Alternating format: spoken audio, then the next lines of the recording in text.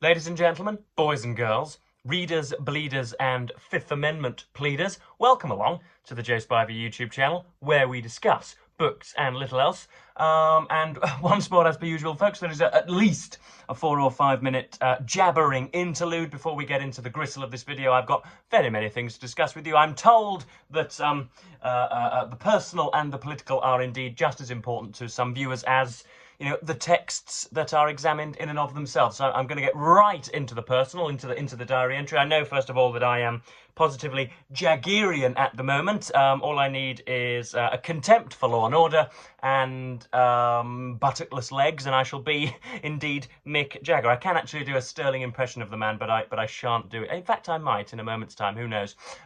Yes, I've got rather long hair at the moment, and it hasn't yet been cut. That is because my great hairdresser Hayley has had the temerity to go and get married. How dare she try and ratify that union in a legal way? That's a horrid thing to do, I'm sure you'll agree. And she is off honeymooning in goodness knows where. Malaga, Monte Carlo, Vladivostok, goodness knows where indeed the pair of them have gone. But she, of course, while she is, while she is coming to, she cannot be cutting Joseph Edward Spivey's hair. So I've got something of a swaddled mess on the top of my skull, on my barnet, but there we are.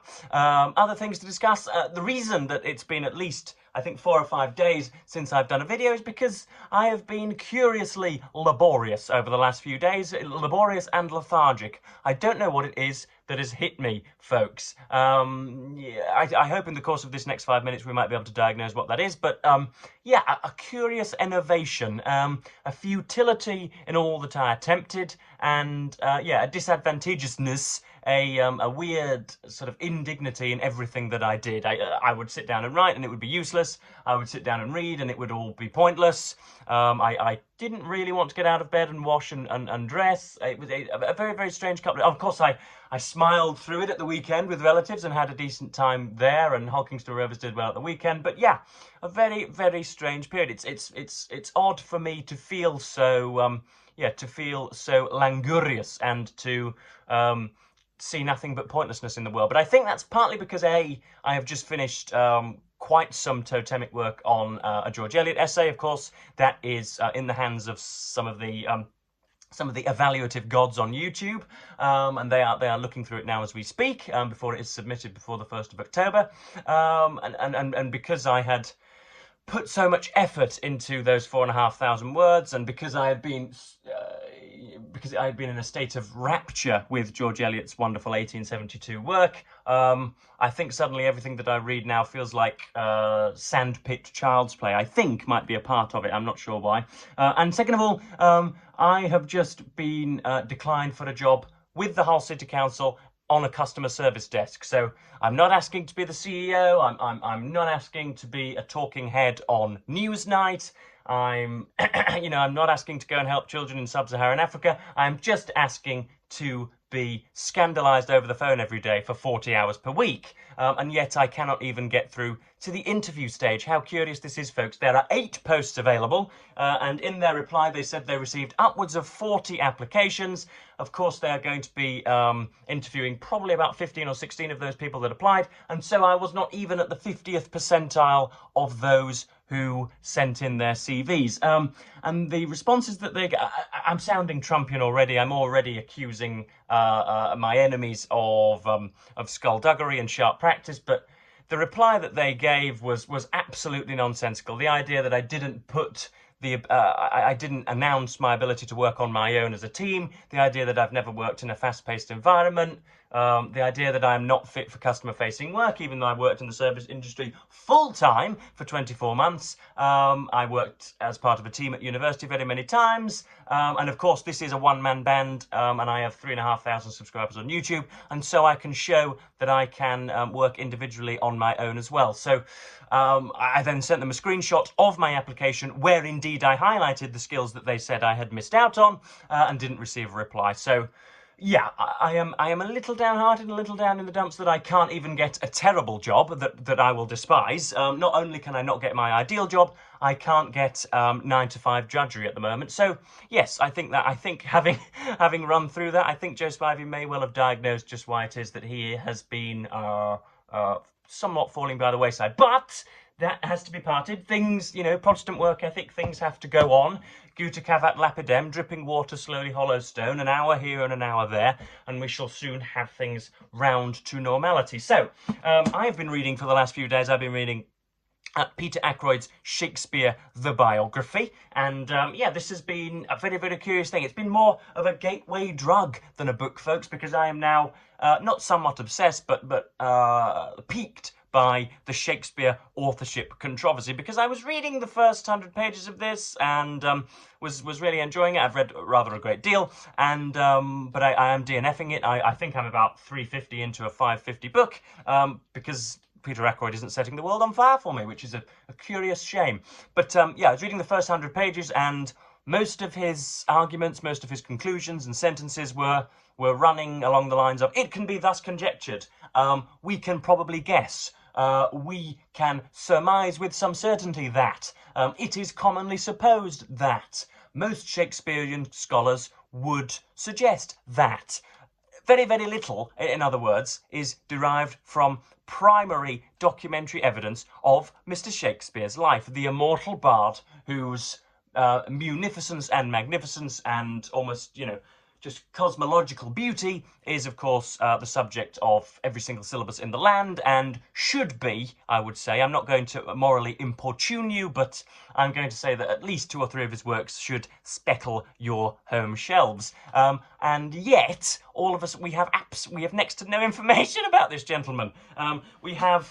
Not only do we not have substantial proof which satisfies modern readers, but we do not have substantial proof of much of his life in comparison to the poets and playwrights with whom he is supposed to have caroused at the time. Ben Jonson, Christopher Marlowe, the Greens and the Nashes and the other peoples of Elizabethan England who were writing bawdy plays for the Lord Chamberlain's men or the Pembroke's men, or who were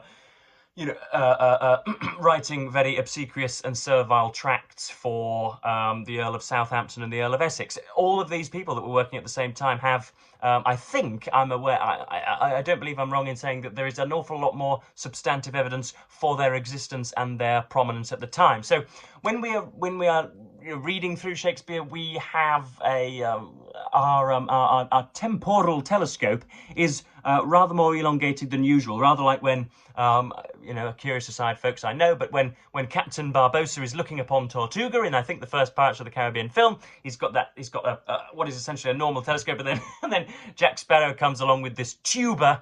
That's what we're looking through. It's Shakespeare was as distant to the Victorians as the Victorians are to us. This is a great while ago, and it is therefore mired in conjecture and ignorance. But yeah, so we get an image of John Shakespeare, his father, who was a sort of worldly wise glove maker who came to significance and was one of the most prominent men in Stratford, which is in Warwickshire, obviously in Britain, and that's all that we get, really. We have his mother, Mary Arden, and then we're not altogether sure when it was that he left Stratford to go to London, whether he toured Britain as a player or whether he just went to London and started sparking off stuff from his pen. I have things that I want to highlight from here, but yeah.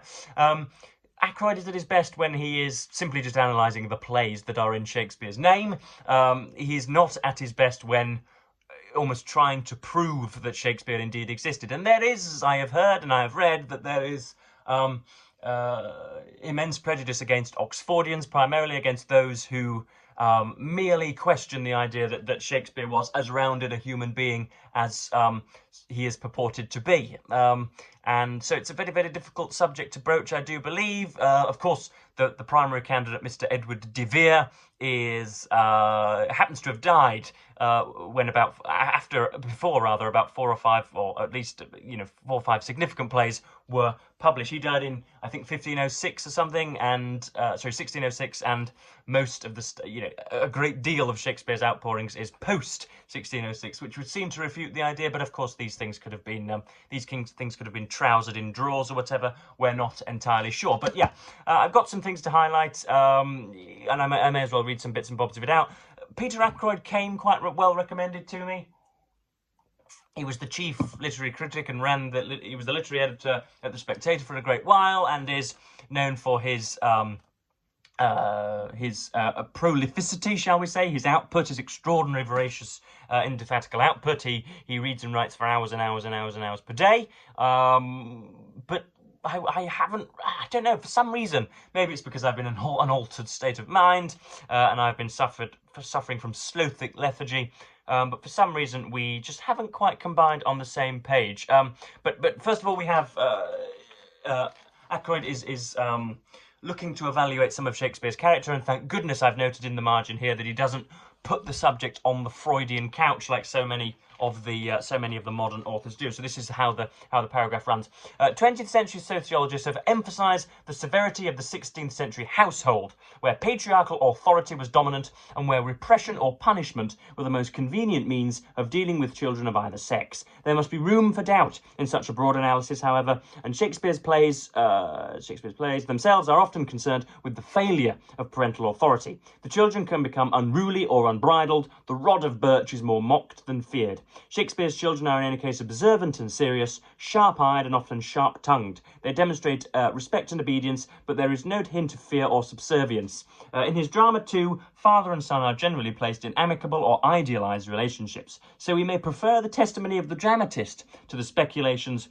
of the sociologist. So there he is, hammering the heads of some of the more modish analysts of some of Shakespeare's plays, very similar to a way in which Harold Bloom will have done it, where identity seems to loom large, and we read very, very spurious and specious things into much of Shakespeare's plays. But I'm going to highlight this on page 72.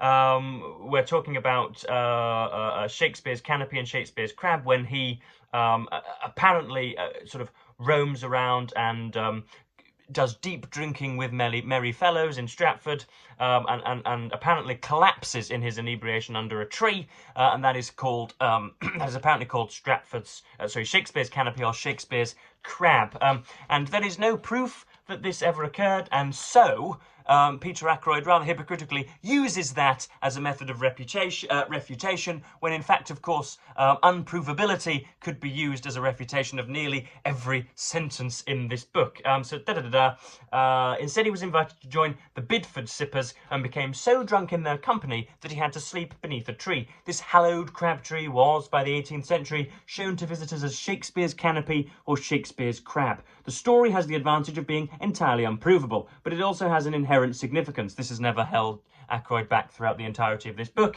It displays an instinctive tendency among literary mythographers to identify Shakespeare with his native soil and to portray him as a kind of genius loci. This is not in itself unwelcome, as long as it does not ignore all the sophistication and wit that Shakespeare brought to his unmistakable rural inheritance. And there's more and more and more in here. The bits on Macbeth and Romeo and Juliet and Venus and Adonis, the long poem, the narrative poem, is exemplary, and it shows a devotee waxing lyrical at last, but didn't pull me in. Really did not pull me in. I wasn't sprinting to my bed and to my desk to devour another hour of this, and I have a biography of Dickens Ackroyd's biography of Dickens to dissect and pile into, but I will not be doing that immediately because I didn't find his hospitality quite to my liking, or at least there was a disparity between the expectation and the reality. But there we are. I went to the pains of watching the 2011 film Anonymous, which I think somewhat fallaciously posits that Edward de Vere not only wrote Shakespeare's plays, but then had an illegitimate son with Elizabeth I. But it was jolly good. It portrayed Edward de Vere as the aloof courtier, or not courtier, but the aloof, moneyed, slightly irresponsible, sort of wimpishly artistic aristocrat, and Shakespeare as this bibulous goon that can barely read to remember his lines as a play actor, and certainly cannot write. Somebody who is obsessed with whoring and does nothing else but imbibe the local beer. He's just a complete a complete Midlands fool, and it was nice to see the disparity between the kind of canonical historical view and the view of the filmers. Didn't find the film particularly excellent, but it had a few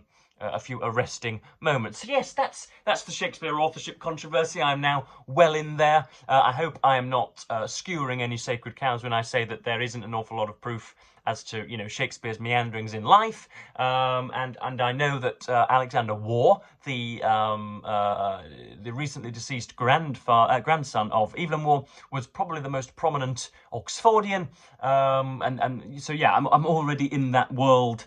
I'm already in that world. So yes, that's pretty much all that I have to say today. I am not quite back at my full best, but I thought that I would at least turn on the camera because the reason I haven't is because I haven't wanted to. But today I did indeed want to commune with you fine people on the internet. So yes, I'm probably going to say thank you ever so much for watching and goodbye, and promise that I will be back at my best over the next week. So yes, please do send in any job opportunities in and around Kingston upon Hull for young writers. That would be jolly well fine. But I am, of course, going to say thank you ever so much for watching BookTube, and say goodbye.